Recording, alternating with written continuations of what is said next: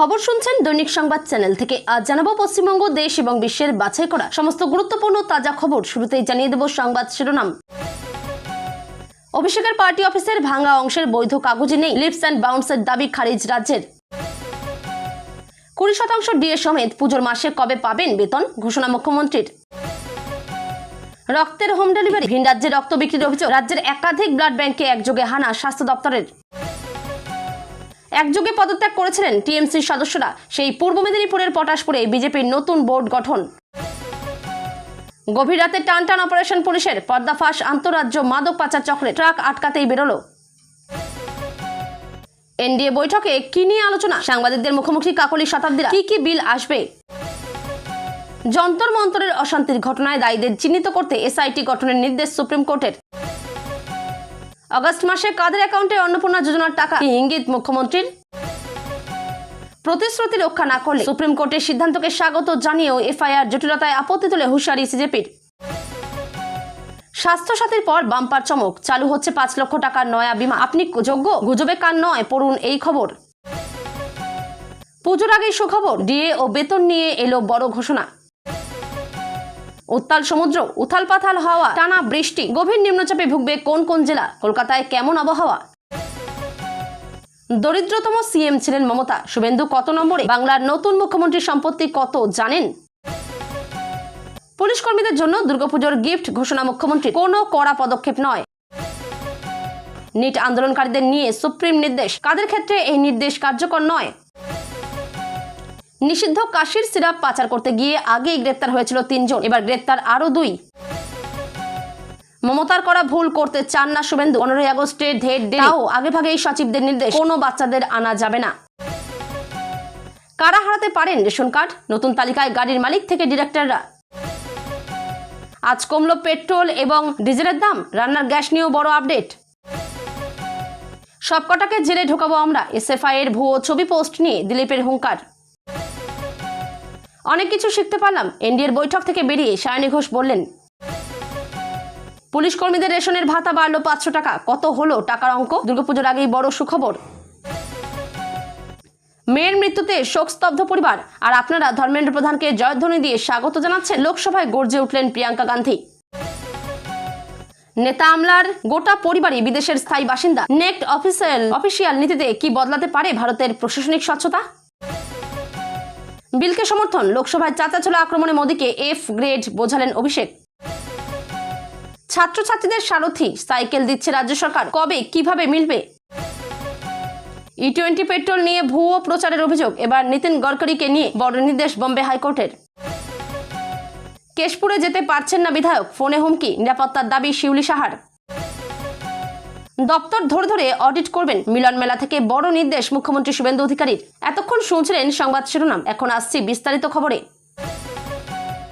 আমতলায় অভিষেক বন্দ্যোপাধ্যায়ের party office ঘিরে এবার নতুন বিতর্ক। পার্টি অফিসের সে অংশ ভঙ্গ হয়েছে, সেটা তৃণমূল বা লিপস অ্যান্ড বাউন্সের সম্পত্তি নয়, কলকাতা হাইকোর্টে দাবি করেছে রাজ্য। কয়েকদিন আগেই বুলডোজার দিয়ে ওই পার্টি অফিসের একটা অংশ ভেঙে দেওয়া হয়, আর এবার রাজ্য জানালো ওই ভেঙে দেওয়া অংশ তৃণমূল বা লিপস অ্যান্ড বাউন্সের সম্পত্তি নয়। রাজ্য সরকারের তরফ থেকে আজ জানানো হয়েছে যে অভিষেক বন্দ্যোপাধ্যায় তৃণমূল বা লিপস অ্যান্ড বাউন্সের তরফ থেকে যে দাবি করা হচ্ছে সেই দাবি একেবারেই ঠিক নয়, কারণ আমতলার যে পার্টি অফিস ভেঙে ফেলা হয়েছে সেই পার্টি অফিস আসলেই এদের কারো সম্পত্তি নয়। এতদিন লিপস অ্যান্ড বাউন্স দাবি করছিল তাদের কাছে সব বৈধ কাগজপত্র রয়েছে, সেই দাবি কার্যত খারিজ করে দিল রাজ্য সরকার। এখনো পর্যন্ত লিপস অ্যান্ড বাউন্সের তরফ থেকে জানানো হয়েছে ওই অংশের যে দাগ নম্বর, অর্থাৎ দাগ নম্বর 509, দাগ নম্বর 512 এর যা যা বৈধ কাগজপত্র তা লিপস অ্যান্ড বাউন্সের কাছে রয়েছে। কিন্তু রাজ্য সরকারের বক্তব্য হলো তারা 509 ও 512, কিন্তু রাজ্য সরকারের বক্তব্য হলো তারা 509 ও 512 দাগ নম্বরের কোনো কিছুই ভাঙেননি। তারা যে দাগ নম্বরের নির্মাণ ভেঙেছেন সেটা হলো 507, অর্থাৎ যে অংশের আদৌ কোনো কাগজপত্র লিপস অ্যান্ড বাউন্সের কাছে নেই সেই অংশই ভেঙে ফেলা হয়েছে। সরকারের তরফ থেকে অভিযোগ করা হচ্ছে লিপস অ্যান্ড বাউন্সের কাছে যে কাগজপত্র রয়েছে সেটা দাগ নম্বর 509 ও দাগ নম্বর 512 এর, কিন্তু পরবর্তীতে ওই পার্টি অফিসের কিছুটা অংশ বর্ধিত করা হয়, আর সরকারের দাবি ওই বর্ধিত অংশের কোনো বৈধ কাগজপত্র লিপস অ্যান্ড বাউন্সের কাছে নেই। ফলে তৃণমূল বা লিপস অ্যান্ড বাউন্সের পক্ষ থেকে ওই জায়গা দখল করে ওই পার্টি অফিস বানানো হয়েছে, এই অভিযোগই করা হচ্ছে সরকারের পক্ষ।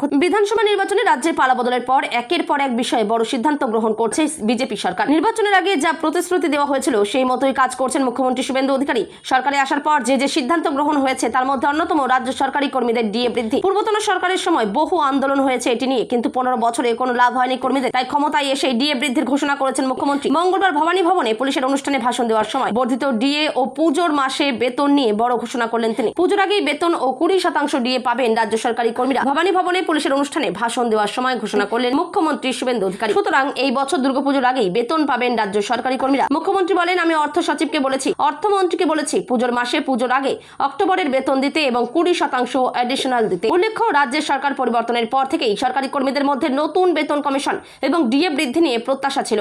সেই প্রত্যাশার প্রেক্ষিতেই সরকারের প্রথম বাজেটে অর্থমন্ত্রী স্বপন দাশগুপ্ত 20% ডিএ বৃদ্ধির ঘোষণা করেন। এর মাধ্যমে দীর্ঘদিনের দাবির বিষয়ে সরকারের অবস্থান স্পষ্ট হয়। একই সঙ্গে মুখ্যমন্ত্রী জানিয়েছেন, রাজ্য সরকারি কর্মীদের বেতন কাঠামো পুনর্বিবেচনার জন্য 7ম বেতন কমিশন গঠনের প্রক্রিয়া এগোচ্ছে। ইতিমধ্যেই এই সংক্রান্ত বিজ্ঞপ্তি প্রকাশ করা হয়েছে এবং কমিশনের টার্মস অফ রেফারেন্স বা কাজের পরিধি ও দায়িত্বের খসড়া প্রস্তুত হয়েছে। বর্তমানে খসড়া চূড়ান্ত হয়ে কমিশনও গঠন করা হয়েছে। কমিশন তার সুপারিশ তৈরির কাজ শুরু করে দিয়েছে এবং সেই অনুযায়ী পরবর্তী প্রশাসনিক পদক্ষেপ নেওয়া হবে। এবার রক্তেও দুর্নীতির অভিযোগ। রাজ্যের 6টি ব্লাড ব্যাংকে এবার অভিযান চালানো স্বাস্থ্য দপ্তর। কলকাতা সহ একাধিক জেলায় একযোগে অভিযান স্বাস্থ্য দপ্তরের। বেলেঘাটার ওম ব্লাড ব্যাংকে অভিযান চালান স্বাস্থ্য দপ্তরের আধিকারিকরা। বেলেঘাটা ছাড়াও হাওড়া, কৃষ্ণনগর, পূর্ব বর্ধমান, রানীগঞ্জ ও রায়গঞ্জেও অভিযান চালানো হয়। অভিযোগ, স্বাস্থ্য দপ্তরকে অন্ধকারে রেখে রক্ত বিক্রি করছিল ওই ব্লাড ব্যাংকগুলো। স্বাস্থ্য দপ্তরের ব্লাড ট্রান্সফিউশন কাউন্সিলের আধিকারিকরা এই অভিযান চালান বলেই জানা গিয়েছে। বেলেঘাটা ছাড়াও হাওড়া মিউনিসিপ্যাল কর্পোরেশন বিল্ডিং এ রয়েছে HMC রোটারি ব্লাড সেন্টারে চলছে অভিযান। এর পাশাপাশি অভিযান চালানো হচ্ছে Raniganj institute of medical sciences blood সেন্টারে। অভিযান চালানো হচ্ছে কৃষ্ণনগরের একটি বল এডি ব্যাংকে। এছাড়াও রায়গঞ্জের একটি ব্লাড ব্যাংকে চলছে অভিযান। পূর্ব বর্ধমানের আর একটি ব্লাড ব্যাংকেও চলছে অভিযান। যেসব বেসরকারি ব্লাড ব্যাংক রয়েছে, গত কয়েক সপ্তাহ ধরে সেখানে স্বাস্থ্য ভবন তল্লাশি চালিয়েছিল। সেখান থেকে উদ্ধার হয় প্রচুর নথি, আর সেই নথি বলছে এই সব ব্লাড ব্যাংকগুলো পার্শ্ববর্তী রাজ্যগুলোকে বিহার, ঝাড়খণ্ড, ওড়িশা ও উত্তরপ্রদেশের রক্ত ও প্লাজমা বিক্রি করা হয়েছে।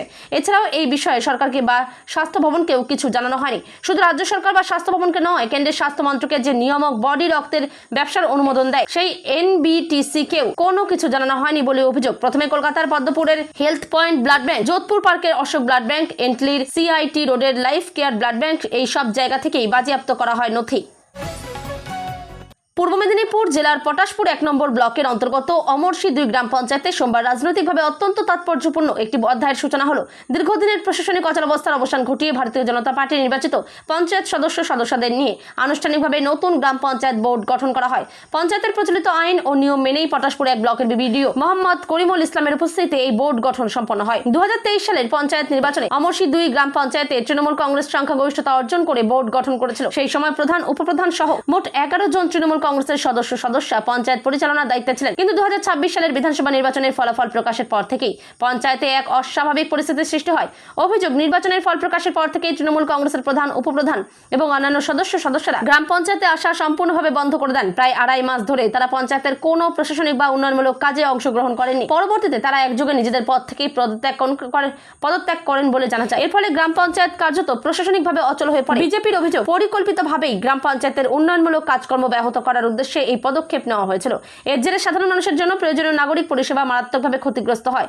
জন্ম, মৃত্যু শংসাপত্র, বিভিন্ন সরকারি প্রকল্পের নথিপত্র, আবাস যোজনা, পানীয় জল, রাস্তা, নিকাশি এবং অন্যান্য জনপরিষেবার কাজে বিলম্ব দেখা দেয়। বহু সাধারণ মানুষকে দিনের পর দিন পঞ্চায়েতে গিয়েও পরিষেবা না পেয়ে ফিরে আসতে হয়েছে বলে অভিযোগ ওঠে। এই পরিস্থিতিতে পঞ্চায়েত আইন অনুযায়ী নতুন বোর্ড গঠনের উদ্যোগ নেওয়া হয়। সোমবার 27 জুলাই 2026 পটাশপুর 1 ব্লক প্রশাসনের তত্ত্বাবধানে এবং BDO মোহাম্মদ করিমুল ইসলামের উপস্থিতিতে ভারতীয় জনতা পার্টির নির্বাচিত জনপ্রতিনিধিদের নিয়ে নতুন বোর্ড গঠন করা হয়। সমস্ত আইনগত প্রক্রিয়া সম্পন্ন করে নতুন বোর্ডের দায়িত্বভার গ্রহণ করা হয়। নবগঠিত বোর্ডে শেফালী কর গ্রাম পঞ্চায়েতের নতুন প্রধান এবং শচীন্দ্রনাথ গিরি উপপ্রধান হিসেবে নির্বাচিত হন। বোর্ড গঠনের পর উপস্থিত বিজেপি নেতাকর্মী, সমর্থক এবং নির্বাচিত জনপ্রতিনিধিরা নবনির্বাচিত প্রধান ও উপপ্রধানকে ফুলের তোড়া ও উত্তরীয় পরিয়ে সংবর্ধনা জানান। পাশাপাশি পঞ্চায়েতের অন্যান্য সদস্যদেরও শুভেচ্ছা ও অভিনন্দন জানানো হয়। রাজ্যে মাদক পাচারের বিরুদ্ধে বড় সাফল্য পেল কলকাতা পুলিশের স্পেশাল টাস্ক ফোর্স। সকাল সকাল এক্স হ্যান্ডেলে পোস্ট করে কলকাতা পুলিশের কর্মদক্ষতার প্রশংসা করলেন মুখ্যমন্ত্রী তথা পুলিশ মন্ত্রী শুভেন্দু অধিকারী। কলকাতা পুলিশের STF পুরুলিয়া জেলা পুলিশের সঙ্গে যৌথ অভিযানে আন্তঃরাজ্য মাদক পাচার চক্রের পর্দাফাশ করল। মুখ্যমন্ত্রী জানিয়েছেন, এই অভিযানে একটি ট্রাক থেকে বিপুল পরিমাণ গাঁজা উদ্ধার করা হয়েছে এবং মোট 7 জনকে আটক করা হয়েছে। গোপন সূত্রে খবর পেয়ে পুলিশ সূত্রে জানা গিয়েছে, গোপন সূত্রে খবর পাওয়ার পর পুরুলিয়ার বেলকুড়ি টোল প্লাজার কাছে NH-18 একটি ট্রাককে আটকানো হয়। তল্লাশি চালিয়ে ট্রাকের চালকের আসনের পিছনে বিশেষভাবে তৈরি একটি গোপন চেম্বার থেকে বিপুল পরিমাণ গাঁজা উদ্ধার করা হয়। ট্রাকের সঙ্গে চলছিল দুটি এসকর্ট গাড়ি। পুলিশ ফলো করে দেখে ট্রাকটির সঙ্গে ওড়িশা থেকে আসানসোলের দিকে দুটি এসকর্ট গাড়িও চলছিল। পুলিশ ওই দুটি গাড়িকেও আটক করে। সব মিলিয়ে 7 জনকে আটক করা হয়েছে। তাদের জিজ্ঞাসাবাদ করে মাদক পাচার চক্রের আরও সদস্যদের খোঁজে তল্লাশি তদন্ত চলছে। মাদক পাচারের বিরুদ্ধে জিরো টলারেন্স নীতি বিজেপি সরকার ক্ষমতায় আসার পর থেকেই বারবার বদলে আসছে। রাজ্য সরকার যে কোনো অবৈধ কাজ, অবৈধ মাদক পাচার এবং সমাজবিরোধী কার্যকলাপের বিরুদ্ধে পশ্চিমবঙ্গ সরকারের জিরো টলারেন্স নীতি নেবে। বিশেষ করে যুব সমাজকে মাদকের প্রভাব থেকে দূরে রাখতে এই ধরনের অভিযান ভবিষ্যতেও আরও জোরদার করা হবে। একদিকে এনসিপিআই সাংসদদের বিজেপিতে মিশে যাওয়ার জল্পনা, তার মাঝেই গতকাল রাজ্যের মুখ্যমন্ত্রীর সঙ্গে সুদীপ বন্দ্যোপাধ্যায়কে প্রায় অবশেষে শেষ হয়েছে সেই বহু প্রতীক্ষিত এনডিএ বৈঠক। কি কথা হলো, কি নিয়ে আলোচনা? সাংবাদিকদের মুখোমুখি কাকলি ঘোষ দস্তিদার এবং শতাব্দী রায়রা স্পিকারকে সমস্ত তথ্য প্রদান করেছে জানিয়েছেন কাকলি ঘোষ দস্তিদার। তার কথায়, we are giving all the documents two honourable speaker for our recognition. কথা চলছে আমাদের সিটিং অ্যারেঞ্জমেন্ট নিয়ে। আগে এমন মিটিং কখনো হয়নি। আমার খুবই ভালো লেগেছে, আর আমাকে যে ডাকা হয়েছে এই বৈঠকে, এর জন্য আমি খুবই খুশি। শতাব্দী রায় বলেন, খুব ভালো অভিজ্ঞতা, এরকম অর্গানাইজড আমরা দেখিনি। আমাদের কোনো ধারণা নেই এরকম হয়।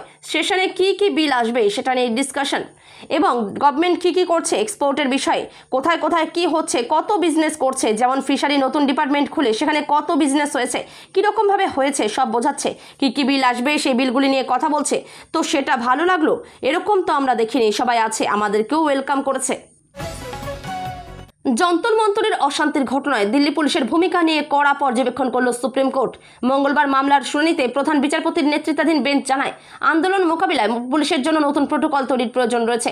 আদালতের মতে আগের নির্দেশিকা থাকা সত্ত্বেও ছাত্র আন্দোলনের সময় পুলিশ তা যথাযথভাবে অনুসরণ করেনি। তাই ঘটনার নিরপেক্ষ তদন্তে বিশেষ তদন্তকারী দল গঠনের সিদ্ধান্ত নেওয়া হয়েছে। শীর্ষ আদালত স্পষ্ট জানিয়েছে, ঘটনার নিরপেক্ষ তদন্ত হওয়া জরুরি। আদালতের পর্যবেক্ষণ কারা দায়ী তা নির্ধারণ না হলে তদন্তের কোনো অর্থ থাকে না। যেই সীমা লঙ্ঘন করে থাকুক, আইনের বিধান অনুযায়ী তার বিরুদ্ধে ব্যবস্থা নিতে হবে। গত 20 জুলাই ককরোচ জনতা পার্টির নেতৃত্বে ছাত্রদের একটি মিছিল যন্তর মন্তর থেকে সংসদের উদ্দেশ্যে রওনা হলে পরিস্থিতি উত্তপ্ত হয়ে ওঠে। বিক্ষোভকারীদের ছত্রভঙ্গ করতে পুলিশ কাঁদানে গ্যাসের সেল ছোড়ে এবং লাঠিচার্জ করে। এরপরই দুই পক্ষের মধ্যে সংঘর্ষ বাধে এবং বহু জনকে আটক করা হয়। কেন্দ্র ও দিল্লি সরকারের পক্ষে সওয়াল করে সলিসিটর জেনারেল তুষার মেহতা আদালতে জানান, ছাত্রদের বিরুদ্ধে অতিরিক্ত বল প্রয়োগ হয়ে থাকলে সরকার বিষয়টিকে হালকাভাবে দেখছে না। তিনি বলেন, সত্য সামনে আনতে পূর্ণাঙ্গ তদন্ত প্রয়োজন। একই সঙ্গে তার দাবি, ওই ঘটনায় 250 জন পুলিশকর্মীও আহত হয়েছেন। তার নিরাপত্তা রক্ষীদের মনোবল ভেঙে দেওয়া উচিত নয়। তুষার মেহতার দাবি, বিক্ষোভে অংশ নেওয়া অধিকাংশ ছাত্র হিংসার সঙ্গে জড়িত ছিলেন না। তার অভিযোগ, সমাজবিরোধী কিছু ব্যক্তি ছাত্রদের ভিড়ে ঢুকে অশান্তি ছড়িয়েছিল। খুন, ধর্ষণ এবং মাদক সংক্রান্ত মামলায় অভিযুক্ত কয়েকজনের উপস্থিতির তথ্য আদালতে তুলে ধরা হবে বলেও জানান তিনি। এই প্রসঙ্গে প্রধান বিচারপতিও বলেন, শান্তিপূর্ণ আন্দোলনের সুযোগ নিয়ে দুষ্কৃতীরা ভিড়ে মিশে যেতে পারে। তাই প্রকৃত ঘটনা সামনে আনতে নিরপেক্ষ তদন্তই একমাত্র পথ। উত্তরবঙ্গ সফরে গিয়ে একাধিক গুরুত্বপূর্ণ ঘোষণা করলেন মুখ্যমন্ত্রী শুভেন্দু অধিকারী। তিনি রাজ্যের বাইরে কর্মরত পরিযায়ী শ্রমিকদের উদ্দেশ্যে আবেদন জানিয়ে বলেন, এবার রাজ্যে ফিরে এসে সবাই যেন জব কার্ড তৈরি করেন। তার দাবি, সরকার বছরে 125 দিনের কাজের সুযোগ নিশ্চিত করবে। একই সঙ্গে অন্নপূর্ণা যোজনা নিয়েও বড় আশ্বাস দিয়েছেন তিনি। মুখ্যমন্ত্রী জানান, 30 আগস্টের মধ্যে অন্নপূর্ণা যোজনার যোগ্য উপভোক্তাদের নাম নথিভুক্ত করার কাজ শেষ হবে। যারা সমস্ত শর্ত পূরণ করবেন তাদের অ্যাকাউন্টে প্রকল্পের অর্থ পৌঁছে যাবে। বর্তমানে আবেদনপত্র ও নথি যাচাইয়ের কাজ জোর কদমে চলছে। উল্লেখ্য, জুন মাসে প্রথম দফায় বহু উপভোক্তার অ্যাকাউন্টে প্রকল্পের টাকা পাঠানো হয়েছিল। এরপর জুলাই মাসেও বিপুল সংখ্যক মহিলার ব্যাংক অ্যাকাউন্টে এই অর্থ জমা পড়ে। তবে এখনও যারা টাকা পাননি তাদেরও হতাশ না হওয়ার বার্তা দিয়েছেন মুখ্যমন্ত্রী। সরকারের দাবি, নথি যাচাই সম্পূর্ণ হওয়ার পর যোগ্য আবেদনকারীদের টাকা দেওয়া হবে। ফলে আগস্ট মাসেই আরও বহু আবেদনকারীর অ্যাকাউন্টে অন্নপূর্ণা যোজনার অর্থ পৌঁছানোর সম্ভাবনা রয়েছে। অন্নপূর্ণা যোজনার পাশাপাশি আয়ুষ্মান কার্ড নিয়েও গুরুত্বপূর্ণ ঘোষণা করেন মুখ্যমন্ত্রী। তিনি জানান, আয়ুষ্মান দিবস থেকেই রাজ্য জুড়ে কার্ড বিতরণ শুরু হবে। পাশাপাশি উত্তরবঙ্গে আম, আনারস ও ভুট্টা প্রক্রিয়াকরণ শিল্প গড়ে তোলার পরিকল্পনার কথাও তুলে ধরেন। এছাড়া প্রধানমন্ত্রী চা শ্রমিক যোজনার জন্য 330 কোটি টাকা পাওয়ার কথাও জানান তিনি। প্রসঙ্গত, 1 জুলাই মুখ্যমন্ত্রী জানিয়েছিলেন, প্রকল্পের প্রথম পর্যায়ে অল্প সময়ের মধ্যে অনেক উপভোক্তার অ্যাকাউন্টে 3000 টাকা করে পাঠানো হয়েছিল। পরে জুলাই মাসে 1 কোটিরও বেশি আবেদনকারীর কাছে অন্নপূর্ণা যোজনার টাকা পৌঁছয়। সুপ্রিম কোর্টের নির্দেশকে স্বাগত জানালেন ককরোচ জনতা পার্টির মুখপাত্র সৌরভ দাস। সৌরভ দাস বলেন, আদালত যদি যুবকদের স্বার্থে কাজ করে তবে সেই নির্দেশ বা রায়কে তারা স্বাগত জানান। তবে তিনি স্পষ্ট করেন, সুপ্রিম কোর্টের নির্দেশের পাশাপাশি আন্দোলনকারীদের নিজস্ব দাবিগুলিও পূরণ করতে হবে। ককরোচ জনতা পার্টির অন্যতম প্রধান দাবি হলো আন্দোলনকারীদের বিরুদ্ধে দায়ের হওয়া সব এফআইআর প্রত্যাহার করতে হবে এবং ভবিষ্যতে কোনো ধরনের প্রতিহিংসামূলক পদক্ষেপ না নেওয়ার লিখিত নিশ্চয়তা দিতে হবে। মঙ্গলবারের মধ্যেই এই বিষয়ে লিখিত আশ্বাস এবং আটক বা গ্রেপ্তার হওয়া সকল আন্দোলনকারীকে মুক্তি দেওয়ার আশা প্রকাশ করেন তিনি অভিযোগ করেন, সরকারের পক্ষ থেকে ব্যবহৃত ভাষা এবং শর্ত আরোপের বিষয়টি নিয়ে তাদের উদ্বেগ রয়েছে।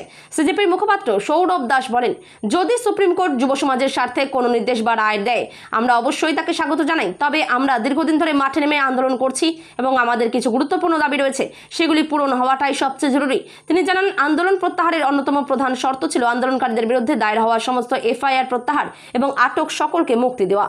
সংবাদ সংস্থা এএনআই-কে সৌরভ বলেন, আমাদের ন্যূনতম মূল দাবি ছিল আন্দোলনকারীদের বিরুদ্ধে দায়ের হওয়া সমস্ত এফআইআর প্রত্যাহার করতে হবে এবং যাদের আটক করা হয়েছে তাদের সবাইকে মুক্তি দিতে হবে। এছাড়া সাংবাদিক বৈঠকে সরকার যে প্রতিশ্রুতি দিয়েছিল সেটিও তাদের রক্ষা করতে হবে।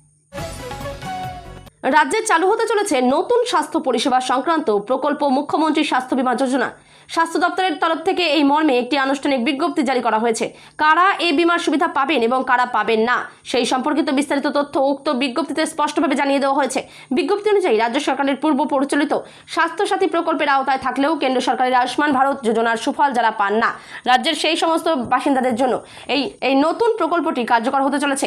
এই প্রকল্পের অধীনে প্রতিটি পরিবার প্রতি বছর সর্বোচ্চ 5 লাখ টাকা পর্যন্ত ক্যাশলেস চিকিৎসা পরিষেবা লাভ করতে পারবে। দিল্লিতে বিরাট চমক, এনডিএ বৈঠকে মোদী শাহদের সঙ্গে একেবারে সামনের আসনে কাকলি। উল্লেখ্য, গত 10 জুলাই মুর্শিদাবাদের রেজিনগরে এক জনসভা থেকে মুখ্যমন্ত্রী শুভেন্দু অধিকারী প্রথম এই বিশেষ প্রকল্পের ঘোষণা করেছিলেন। সেখানে তিনি স্পষ্টভাবে জানান, কেন্দ্রীয় সরকারের আয়ুষ্মান ভারত প্রকল্পের আওতাভুক্ত নন এমন নাগরিকরা সরাসরি এই মুখ্যমন্ত্রী স্বাস্থ্য বীমা যোজনার সুযোগ পাবেন। পরবর্তী সময়ে গত 22 জুলাই রাজ্য মন্ত্রিসভার গুরুত্বপূর্ণ বৈঠকে এই প্রকল্পে প্রশাসনিক অনুমোদন দেওয়া হয়। এরপর সোমবার জলপাইগুড়িতে আয়োজিত এক কর্মসূচি থেকে মুখ্যমন্ত্রী ফের বলেন, আয়ুষ্মান ভারতের মতো এই বীমা প্রকল্পের মাধ্যমে গোটা দেশ জুড়ে 5 লক্ষ টাকা পর্যন্ত ক্যাশলেস বীমার সুবিধা পাওয়া যাবে। যতদিন না এই মুখ্যমন্ত্রী স্বাস্থ্য বীমা প্রকল্প সম্পূর্ণরূপে চালু হচ্ছে ততদিন স্বাস্থ্যসাথী প্রকল্প যথারীতি বহাল থাকবে, যাতে সাধারণ মানুষের চিকিৎসার ক্ষেত্রে কোনো প্রকার অসুবিধা না হয়।